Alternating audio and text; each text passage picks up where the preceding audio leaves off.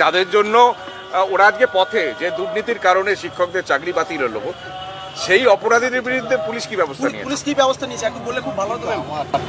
দেখুন, এইটা তো মনে হয় ডিসি সেন্ট্রালের পক্ষে উত্তর দেওয়া একদমই সম্ভব না। আমি অ্যাজ ডিসি সেন্ট্রাল আমার এলাকার মধ্যে ল অ্যান্ড অর্ডার সিচুয়েশনে যদি অবনতি হয় তাহলে সেইটার জন্য আমি ব্যবস্থা নিতে পারি, কিন্তু আপনারা যে প্রশ্নটা করছেন এটা একটা বৃহত্তর একটা ব্যাপার।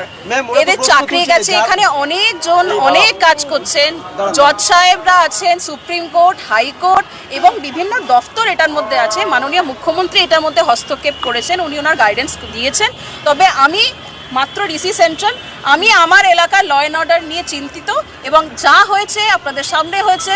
আমি কোথায় গেছি, আমার অফিসাররা কোথায় গেছে, কাকে কোথার থেকে তোলা হয়েছে, আপনারা সবাই আমাদের সাথে ছিলেন। এভাবে কলার ধরছে একজন শিক্ষিকাকে, কলার না ধরেও তাকে কি আটক করা যেত না?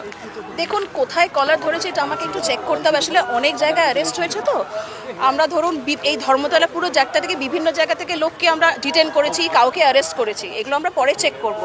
তবে হ্যাঁ, যদি এরকম